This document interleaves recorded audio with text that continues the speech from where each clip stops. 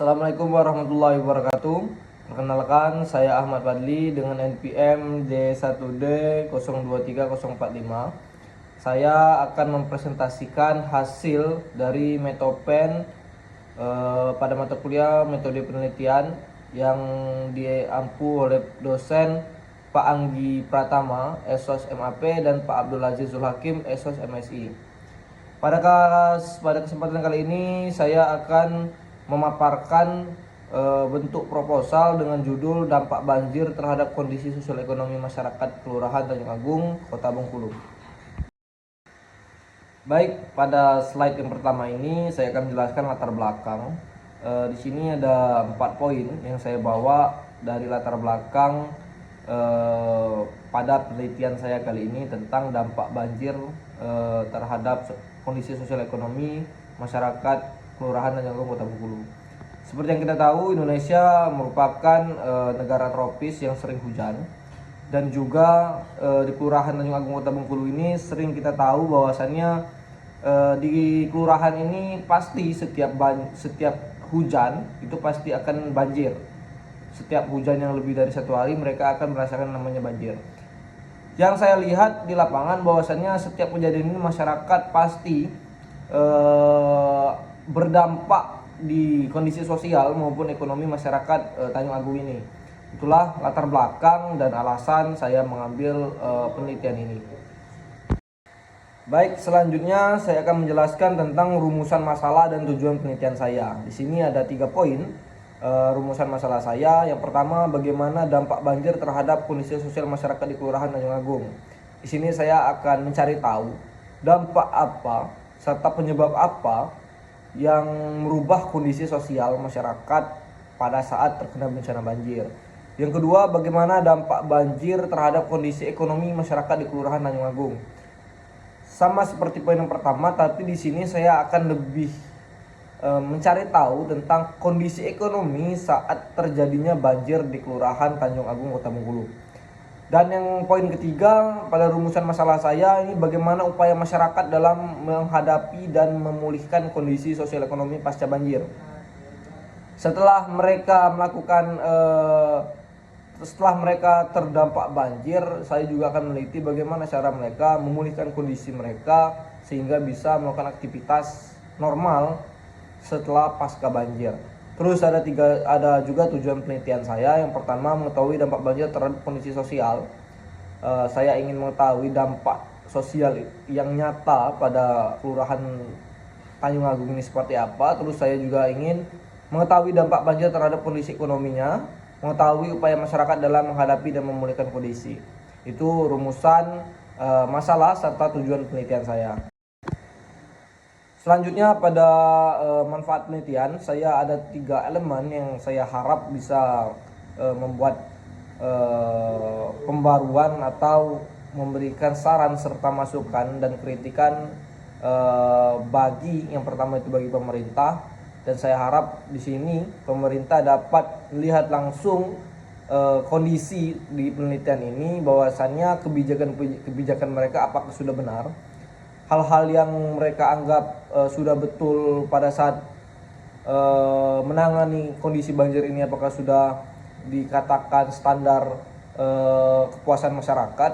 Dan pemerintah juga dapat melihat lagi serta mengevaluasi tentang kebijakan serta hal-hal yang menyangkut tentang pemulihan kondisi banjir. Yang kedua itu bagi masyarakat, yang saya harap masyarakat di sini mampu memberikan kondisi sosial, kondisi ekonomi saat terjadinya banjir, sehingga kami dapat menilai dan masyarakat dapat juga mengevaluasi serta mengkritik pemerintahan jikalau memang kebijakan atau hal-hal yang dilakukan pemerintah saat ini sudah benar atau belum dalam menghadapi penanggulangan banjir di Tanjung Agung, Kota Bengkulu. Dan juga bagi peneliti selanjutnya juga saya harap dapat lebih membuat apa yang saya buat ini dalam metode penelitian ini, dapat membuat ide-ide baru dalam konsep penelitian tentang banjir terutama di Kelurahan Tanjung Agung, Kota Bengkulu ini. Baik, selanjutnya di sini saya akan menjelaskan tentang tinjauan pustaka. Di sini saya akan memberikan pengetahuan tentang pengertian banjir. Banjir merupakan peristiwa meluapnya air yang mengenangi suatu wilayah yang memiliki debit air yang menutupi bangunan jalan atau tempat-tempat yang terkena banjir. Dan di sini juga ada faktor penyebab banjir. Itu yang pertama ya, faktor alam yang seperti kita tahu, curah hujan yang tinggi, penangkalan sungai, kondisi geografis wilayah rendah, pasang air laut, serta juga ada faktor manusia, pembuangan sampah sembarangan, penebangan hutan secara liar, berkurangnya daerah resapan air, pemukiman tidak teratur, sistem drainage kurang memadai.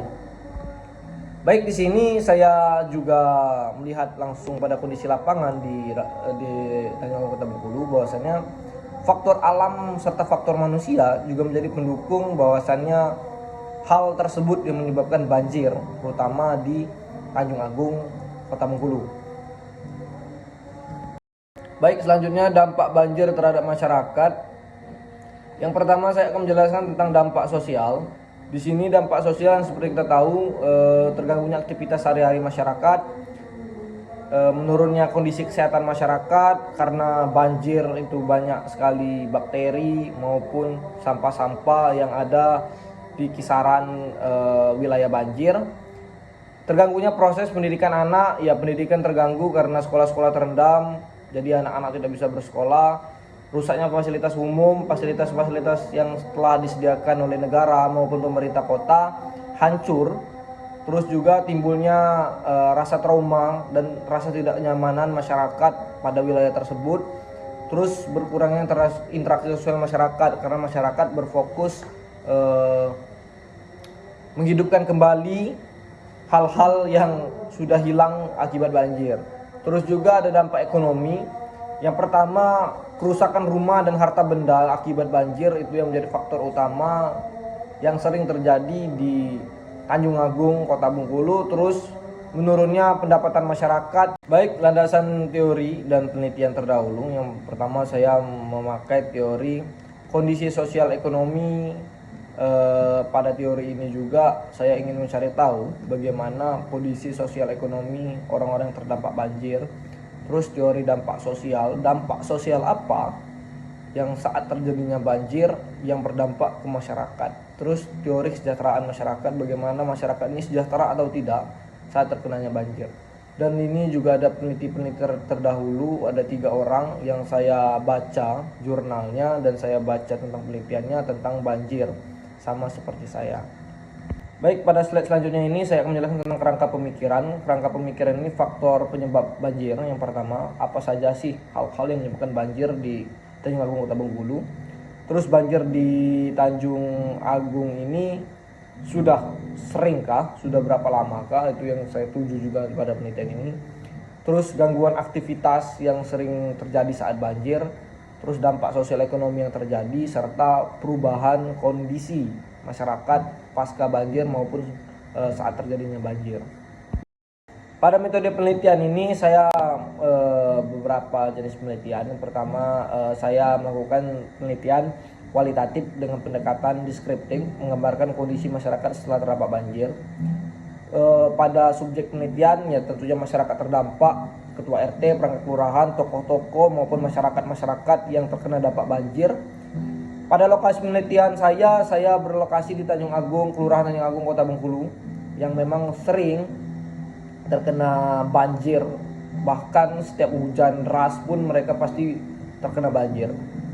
Teknik sampling, purpose sampling, pemilihan informan berdasarkan pertimbangan tertentu. Saya memilih informan yang memang informan tersebut memang terdampak dan tokoh atau orang-orang yang memang terkena secara langsung dan terlibat secara langsung di lokasi kejadian.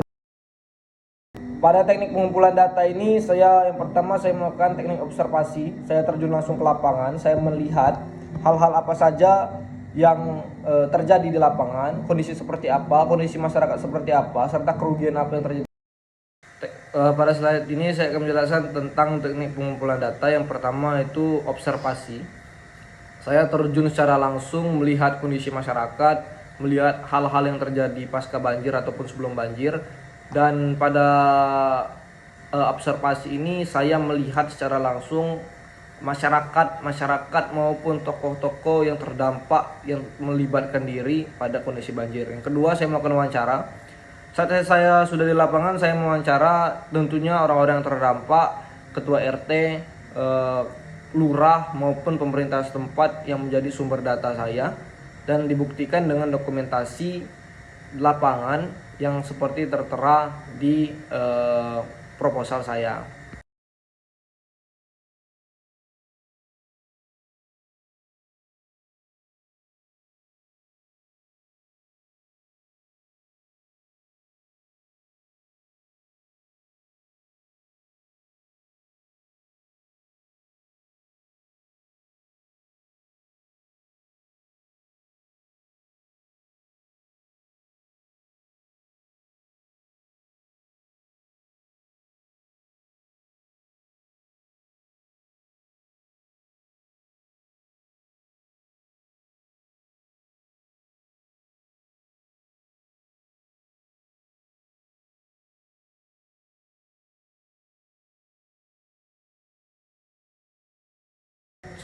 Seperti ini, dengan yang pertama reduksi data, memilih atau memfokuskan dan mengoptimalkan data dari observasi, kemudian saya melakukan penyalinan data dan saya tarik kesimpulan.